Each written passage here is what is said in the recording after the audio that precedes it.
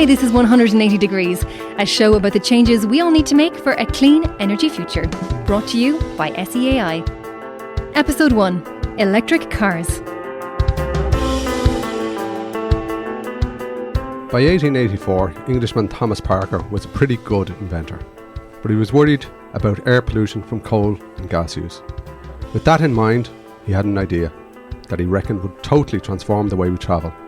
His invention was the world's first mass-producible electric car. Hello everyone, Tom Halpin here, and today we're talking about whether now, 135 years later, is the time to buy an electric car. Joining me to discuss this is journalist and motoring enthusiast Geraldine Herbert and radio presenter Mark Noble. And last but not least, Graham Brennan, Transport Programme Manager with the Sustainable Energy Authority of Ireland and all-round EV expert. Hello everyone. Hello. Hello.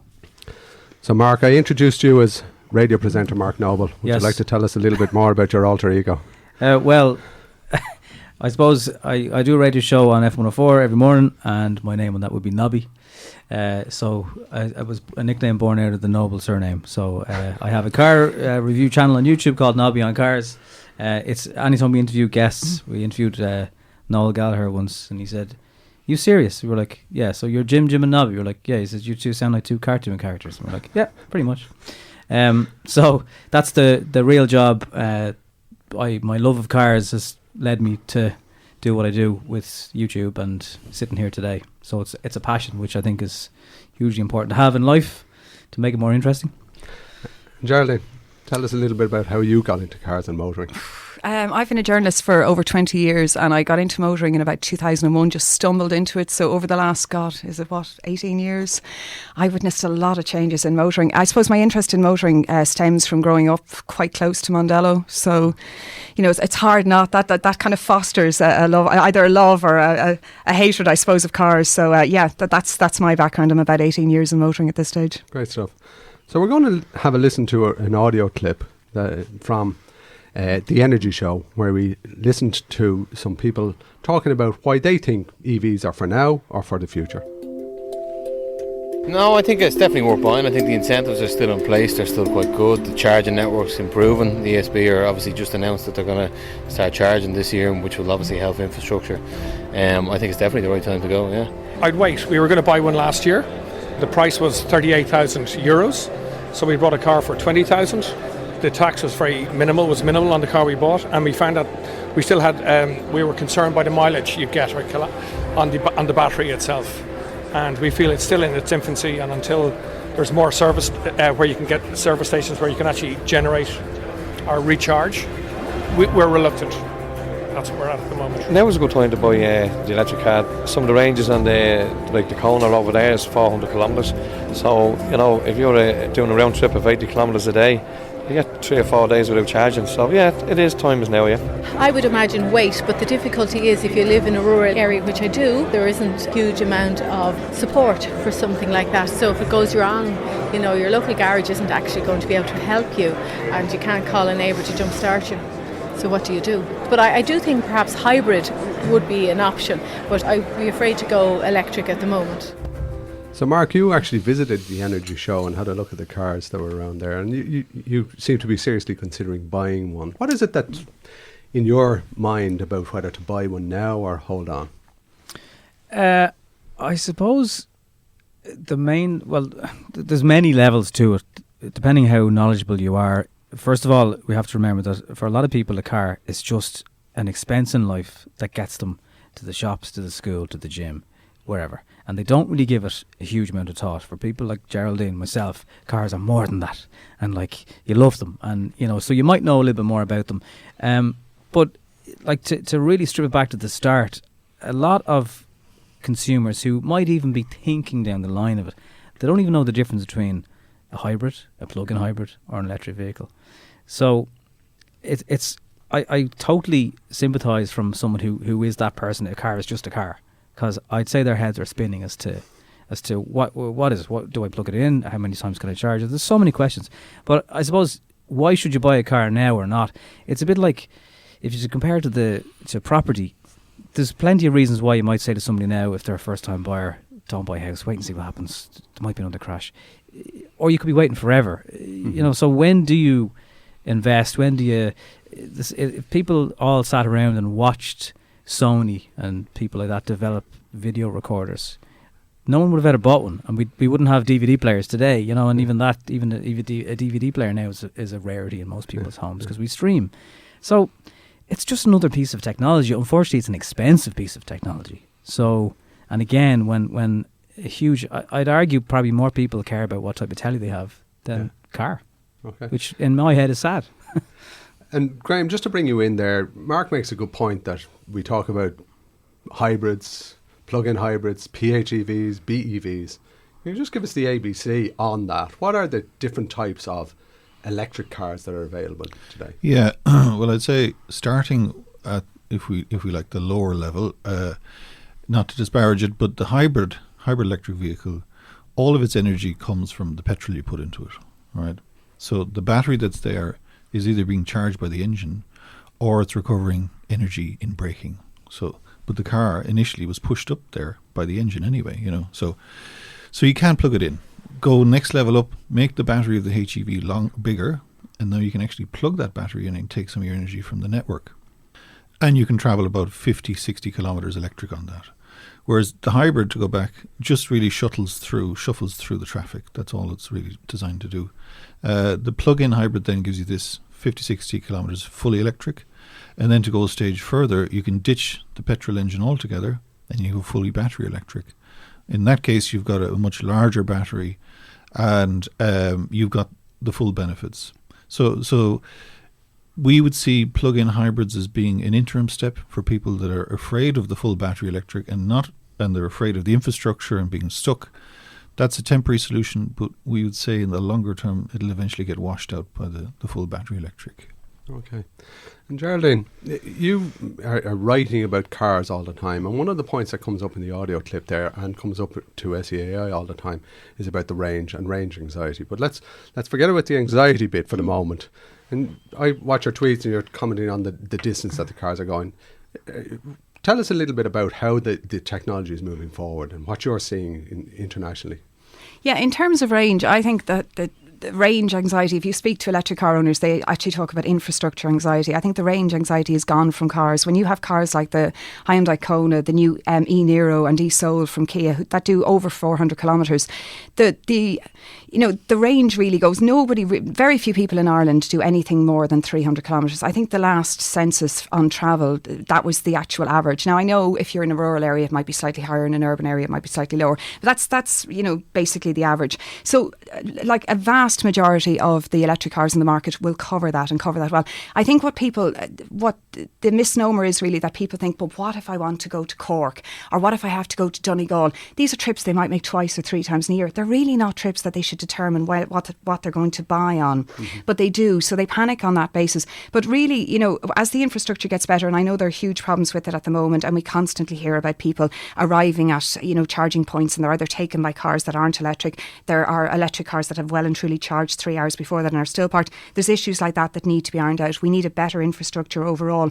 But in terms of the actual cars themselves, the range has become so much better that in some respects the infrastructure is becoming more and more redundant and less important. But it's one of those things that people constantly quote. And I think until we get a certain amount of cars on the road and people know people who drive electric cars, they see them parked at the school, they see them parked in work, and they talk to people who have them, that's going to be an issue. Yeah.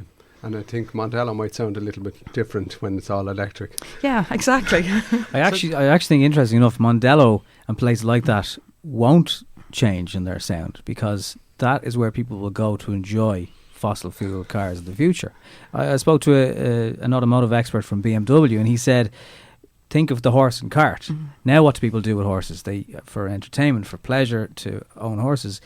That will be the same. He said the petrol guzzling cars that you race and you have track cars for will be entertainment. Yeah. And speaking of horse and carts, Geraldine, you commented on Twitter about the action plan now, and I mentioned at the top that the action plan that the government recently published calls for 1 million EVs by 2030, which is utterly transformative. So maybe Mr. Parker might get his wish. But tell us a little bit about the tweet that you put out about the pictures from New York. Yeah, I do admit it's wildly ambitious, but it's very interesting how quick things can happen. There's a fascinating two photographs on the BBC website. One is from New York in 1900 and the other is from New York in 1913. And the 1900 one is just horse and carts. Wherever you see, that's all you can see. It's the only mode of transport. 13 years later, now there's no one to say that this was actually 13 years. Could have happened in 7 years, could have happened in 8. But 13 years later, there is not a horse and cart in sight. It's all cars. So that is how quick things can happen when transport happens. It happens very fast. And like they say in Norway, when one person buys an electric car, they convert 3 people. So if you think about that, it's exponential. The growth is. It's not just simply 10% every year or 20%. And people are doing the numbers, and I know it is very difficult to imagine how things can happen that quickly in a decade. But there are very clear patterns of this happening before. So. Yeah, I'd like to come back to Norway in a moment, but Graham, just on the matter of charging, and people think about internal combustion engines and the need for filling stations along the way, and we have plenty of them. But charging is different for an electric car. Tell us a few things about how it differs and how the infrastructure is going to be needed now and in the future. Well, one of the interesting things about the EV is, unlike anything else, you can charge it at home, right? And we would expect 90% of the charging will be done at home. So that takes some pressure off the need for infrastructure, let's say, right? And it's the big fear is moving between the cities, as you say, going out of the range of your daily commute and that kind of stuff. Of course, the battery sizes are rising, as we mentioned there, but also then the time it takes to charge those cars up. So at the moment, if you take the home charger at home, let's say it delivers between 3 and 7 kilowatts, all right? So that's enough to get your kind of average BEV at the moment, your battery electric vehicle, charged overnight, let's say, all right? So you bring that vehicle to a fast charger, and at the current system and the average sizes that are out there, you can charge those cars in about 25 to 30 minutes and get an 80% charge. And that's generally enough. Most of the cars now can do at least one stop across the country and get you to where you're going. But in terms of how fast it's moving, I mean, I drove the Kona recently. I drove it from Dublin to Galway, a distance of 200 kilometres non-stop. So I could have charged it overnight and had the full benefit of the cheap night rate electricity at home. The price for that energy would have been about €4 for that electricity. That Kona took me all the way to Galway non-stop at full motorway speed, 120, little bit of use of motor wipers and things like that. Then when I got to Galway, I still had 150 kilometres left on the clock on the car, which is incredible. So I would say you'd safely look at a 300 kilometre range with this new Kona at 120. If you took it back to 100, you get 400 kilometres range. But the new drive cycle, so this is something else people probably need to know about, the way we test the emissions and the way we test the performance of the cars have all changed. Using that new tougher drive cycle, the official figure would be 450 kilometres. So the figures we're hearing now are much more credible. Mm-hmm. So that car, to complete the thing, when I got to Galway, I drove around Connacht a little bit, up to Mayo and down about. So that car, when I was in Galway, I took it in to use it on the fast chargers there in Galway. I arrived at a 20% charge. I got it to 80% in 45 minutes. Now, it's a much bigger battery than a lot of the early generation ones. But also, it's able to charge faster. So it was only using 50 kilowatts of power, so that's the maximum we have. Already, the ESB are planning 150 kilowatt systems. That car can charge at 100. So I could have done that in about 20-25 minutes. Okay. And it would have enough range to get me right back to Dublin non-stop. Yeah, so that's kind of a little bit. And you mentioned about home charging, and clearly people might immediately say, well, I live in a terraced house. But Mark, you were talking earlier about the challenges for people who live in houses where the electrical setup in their own home just might not be suitable. Well, even between this year, 2019 and 2018, there's been a change. So most, and I don't even know if it's all, certainly, a certain type of house at a certain price point is absolutely now coming with charging ready to go. That is to say, right up to the front door of the house, the builders will be required to put in the infrastructure that the house will be ready. If you buy an electric car, you ring the ESB, you book in your installation of your charger, and all they have to do is connect up to the outside wall. Somebody I know who bought a brand new house last year had ordered a Nissan Leaf. Their house wasn't ready yet, and when the ESB came out to survey the house to install the charger, they realised they actually hadn't put provisions in the build, and in order to get a charger to the front door, they were going to have to drill the fuse board, basically. That, in fact, I don't know why the fuse board in this house was halfway down the house, but it was. And they were going to have to drill across into the plaster, all the way up to the front door. And the owner just felt, it's a brand new house, I don't want this, thanks very much, I'll buy something else. And they bought a diesel car because they were living in an area outside of Dublin that would have been fine with a charger, but versus petrol versus diesel was going to work out cheaper to run. Yeah. Okay. So, and I think another valid point is this idea of 1 million cars by 2030. From what I've seen, nobody from the government has discussed the requirements with any of the major brands, be it in Ireland or at European level. I think it's going to cause a lot of disruption in the industry for the next while. People aren't sure. Everyone keeps reverting to the Green Party policy of 2008 that just changed overnight. Everyone went for diesels. With that in mind, if everyone's thinking, like even the 2030 ban, people were thinking, oh, all those cars are off the road by 2030. I saw someone even saying my car will be taken off me in 2030 if I have an internal combustion engine. And that's madness. And if that causes a lull now where people aren't buying because they're not sure, the companies we're relying on to give us electric cars in the future, some of them may not be able to survive. But if we move for a moment then, Geraldine, you were recently over in Norway and it is held out as the poster boy of EVs, and justifiably so. Absolutely. Tell us a little bit about your experience and what you saw there. Well, in Oslo, 71% of all new cars bought are electric, which is, it's phenomenal. And I think at this stage, 18% of all cars on the road in Oslo are electric. The thing the impression I got when I was over there, though, is there's great incentives, and these are always the things that are quoted in terms of why people buy electric cars in Norway. That you can use bus lanes, you have reduced tolls, there's various different. There's free parking, but actually the key reason people buy electric cars in Oslo is because there's price parity with diesel and petrol. So if you walk into a dealership, the petrol car, the diesel car and the electric car will be the exact same price. So you're not asking people to invest in a technology and recoup the benefits later. You're saying to them, look, it's the same price now, but you will, it's a much cheaper option in the long run. So it's a win-win for people. The problem we have in Ireland is if you take the car you're talking about, the Hyundai Kona, which is a fantastic electric car. The problem with that is at 38,000, it is 17,000 more expensive than the petrol version, and it's 15,000 more expensive than the diesel version. So that's a lot of money to spend. Now, I know you have to look at the long term, and they're far, far cheaper to service and to run in the long run. But it's very hard to get people to buy into that when you have like starkly big figures like that. Now, having said that, in Norway, they're obviously an incredibly wealthy country, and they can afford to subsidise cars to the extent that we can't. So we have to wait for price parity to come into the industry, which probably won't happen for about another 4 years before we actually see cars the same price. But that has been the single biggest incentive for people to buy cars, is you're not asking them to overinvest, you're asking them to pay the very same price. It's worth just making a point there as well, just to observe our country. We don't have a motoring industry insofar that we don't make these cars.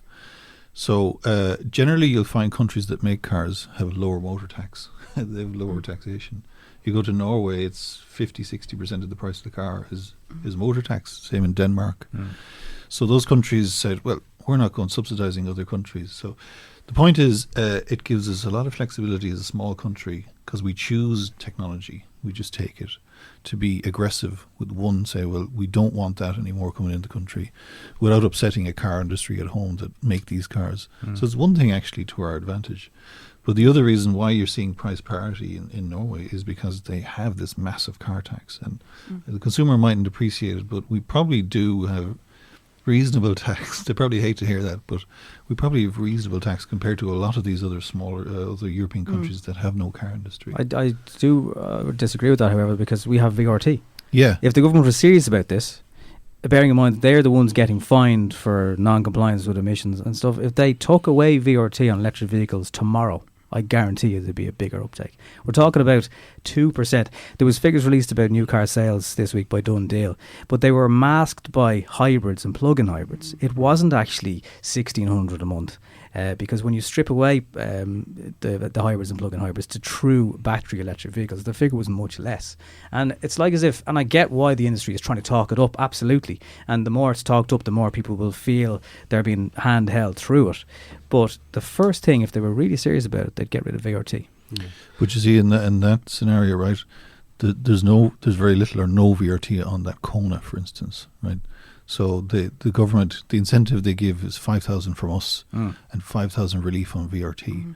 So the VRT on the Kona would probably be about 5,000 or 6,000 anyway. So there is no VRT on that. Yeah, but it's still a significant amount. As Geraldine points out, there's a huge difference between the petrol and diesel version of that car. The only thing is, like I would say, in the countries I'm talking about, Denmark and Norway, you're talking about 70% tax. The price of the car. Yeah, so the VRT that we have, yes, it's a lot, but it's not nearly twice the price of the car, do you know? And Graham, Geraldine makes the point about trying to recover that cost delta, and it may make economic sense over the lifetime of a car that you might hold for 5, 6, 7, 8 years. Yeah. So where did those savings come from for the purchaser of a car? When we did our surveys to find out why consumers were buying cars, right, you're right, they're not cheap enough for the whole mass market to jump in yet. So who are the people buying them? They tend to be, to use the words of the Irish EV Association, cheapies, greenies or techies. They're one of those three. But when we did our own surveys, we found out the vast majority of them were buying them because of the fuel cost saving. You can cut if you compared a new EV with a new diesel car, for instance, or even a hybrid, you can save about 70% on your energy bill if you can use it home, right? And that's what they were going after. So ultimately, as the volume goes up on these vehicles, as they make more and more of them, the unit price has to come down, you know, and then the actual fuel saving itself should take over. So somewhere in there is the... I do think as well, you would be mad to buy an electric vehicle and not get the home charger. You're getting your €600 back after you pay the full price. It's you get that returned to you. But you wouldn't buy an iPhone. Let's say they do. They never will. But imagine they brought one out that it lasts 2 days on a full, from a full charge. But you'd rely on going to work or going to Spar to charge your iPhone. You wouldn't do that. So you buy a charger that you can top up as you need, and I do appreciate range anxiety is only going to get less and less because the cars are pretty much there. But if anyone ever does say to me, "Oh, what about the charging?" That's the first thing. Why would you not? But we are a nation obsessed with the price of car tax. How many times have you heard people say they'll spend 40 grand on a new car, and the difference between that and another car of maybe a cheaper car, they go, "Oh, but the 40 grand one has 270 road tax. The other one is 400." It's the same difference. You buy a 07. I know we're going way back here versus an 08. The chances are the 08 will be significantly dearer because it has 280. Right? Like we're blinkered like that. And I think we have the strange mentality then with that, in that same sense, to be trying to pay extra for an electric vehicle, considerably extra, when we won't buy a car because of the car tax being €300 a year dearer, but we'll pay 5 grand extra for the list price of the car. That Irish people do that. Yeah, but you're missing the fact there, Mark, that when it comes to economics, none of us are rational human beings. No. So, but when it comes then to buying the second-hand cars, that's clearly going to present, an opportunity where people are moving on their current car, but also it presents a different thought process because people are thinking, well, we're buying an older car. Have you seen anything about how the second-hand market is going to play out, Geraldine? Yeah, I think what we need in terms of having electric cars as an option for people, I mean, I know we've been selling electric cars for the last number of years, but you really need to reach that tipping point that we have a buoyant second-hand car market. And the thing about it is, if we had a buoyant second-hand car market, people wouldn't be looking at the list price of the Kona at 38,000. They'd be looking at it 2 and 3 years down the line when, cars lose at least a third to a half of their value in 3 years or whatever. So we will suddenly see that then. But the problem, I suppose, is that the new cars have to be sold to create that second-hand market. And as I said, one of the biggest issues that I see for people is, apart from the range anxiety, is number one, choice. Because we don't see a huge amount of choice of cars. There's about 13, 14 electric models on the road at the moment. If you take out maybe 4 of those that are over the 80,000 mark, and let's be honest, that's out of most people's buying range, you're suddenly left with 8 or 9. You're left with hundreds of choices in petrol and diesel. So that is a very significant issue at the moment, I think. Again, I think car companies have been incredibly slow to respond. If we go back to 2010 when the Nissan Leaf came out, Nissan were leading lights in this whole area.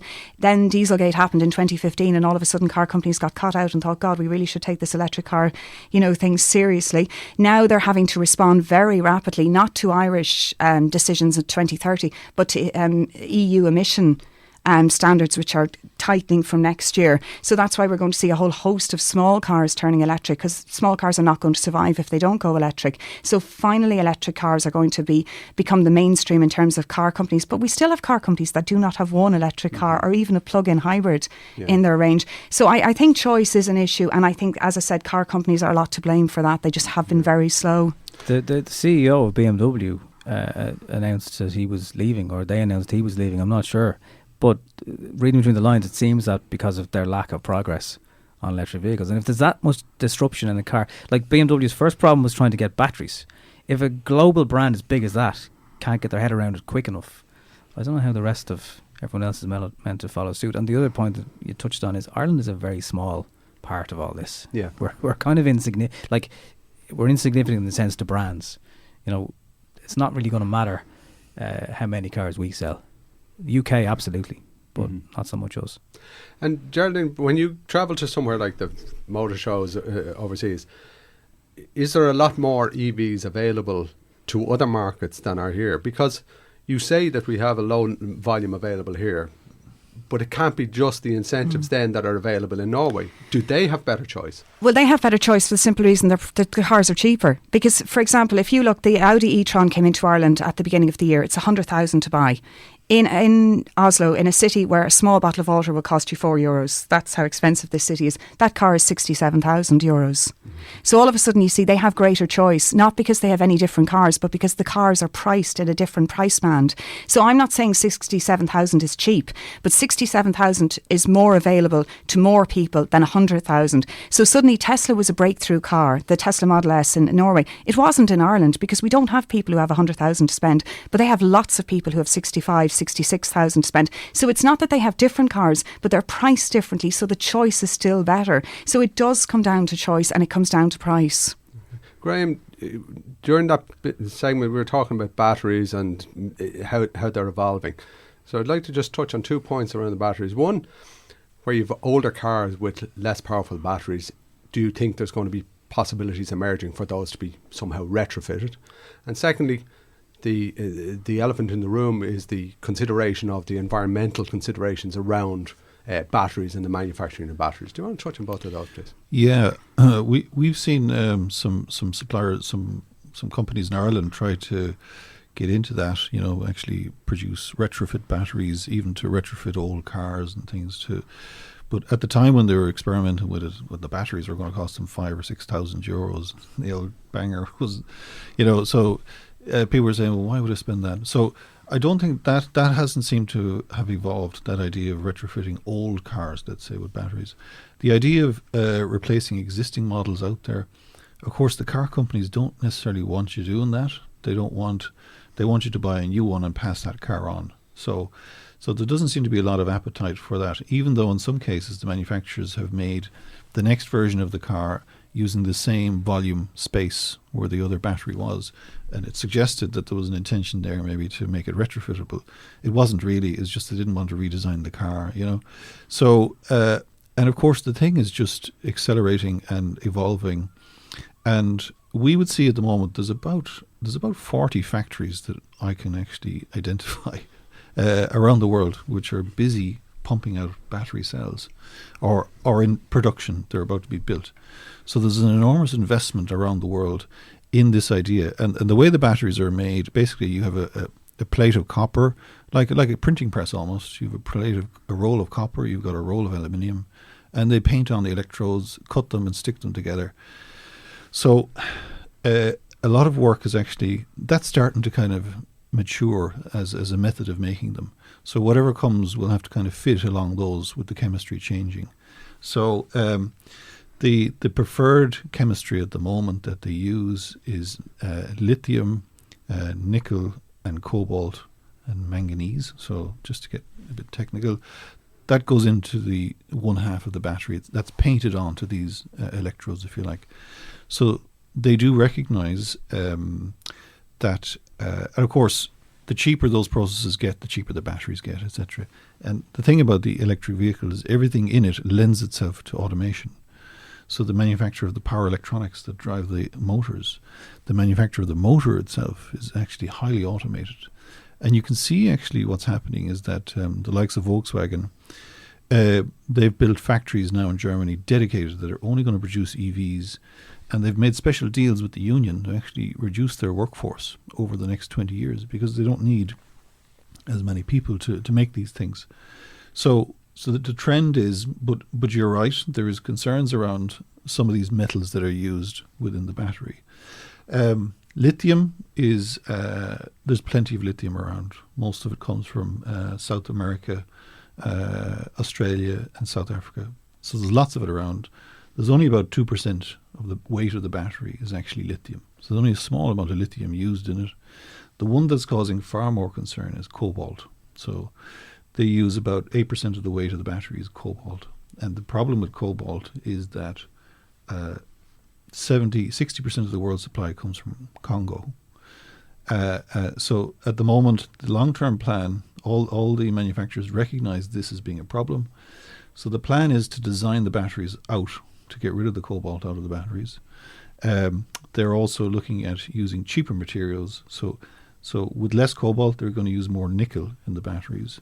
Nickel isn't as cheap, isn't as dear, but there's plenty of nickel around.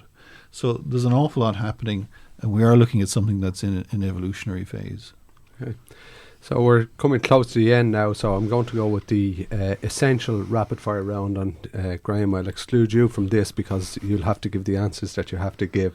So what does Transport 2030 look like, Mark? I trying to be as positive, and by the way, I am pro electric vehicle. It absolutely is the future. I thoroughly enjoy when I'm test driving electric vehicles. They're great fun. Anyone who hasn't driven one, I would encourage you to drive one. You'll be surprised how quick they are off the line. It's a bit of a shambles. There's not enough from any one area taking it seriously enough, in my opinion. Even taking those ethical issues like cobalt aside, the way we get power predominantly in this country, you can have as many wind farms as you like. The ESB constantly burn coal on a daily basis in this country because if there is no wind or if there's a drop to the grid, you're not going to accept that you can't watch Netflix because it's not windy enough today. They have to constantly burn fossil fuels. We are a fossil reliant country. I don't ever see us going nuclear for any time in the future, maybe solar power, but it's all down the future. It's all pie in the sky to a point. And I think as long as there's such a gap between the electric vehicles, unless you've got early adopters who are middle class, a lot of brands tell me that it's actually retirees are their biggest purchaser of electric vehicles because they want something that might see them out for the rest of their days. It's going to be very predictable what it'll cost to run. They might have had a lump sum from a civil service job or some sort of payout. They have enough to fund that extra cost of the car. I just don't think we're there yet. Okay. Geraldine? What do I see in 2030? What do you see in 2030? I'm going to go completely against that and go totally out on a limb, and I'm going to say a decade is a long time. In terms of transport, I think change is going to happen. It's going to happen very rapidly. It's not going to happen today or tomorrow. I think around 2024, 2025 is going to be absolutely crucial. When price parity comes in, it won't make sense to buy a petrol or diesel car. I think supply is finally going to kick off by then in terms of choices. We're going to have loads of choices of family cars, small cars, whatever. I think we're going to see autonomous cars by 2028 start to really make a difference. And I think the motoring landscape is going to be unrecognisable. Okay, and the last question is a yes, no. So a loved one asks you, should they buy an EV today or not? Mark? It depends, is my answer. We're in limbo at the moment. Who knows what the range will be in 2 years' time? Look at what it was 2 years ago. If you're not doing big journeys and you don't really care, it's like when you live in a home. It's gone up by 300,000. It doesn't matter how much it's gone up. I'm staying here. Buy one. If you're someone who panics about losing money on cars, you shouldn't buy a new car anyway. They're not for you. My standard answer to this question is always depends on how much you drive and how much you have to spend. Okay. Don't forget you can find out lots more information about electric cars or EVs on the SEAI website, www.seai.ie. My thanks to my wonderful guests, Geraldine Herbert, Mark Noble, Nobby. Thanks. And Graham Brennan. Until next time, goodbye.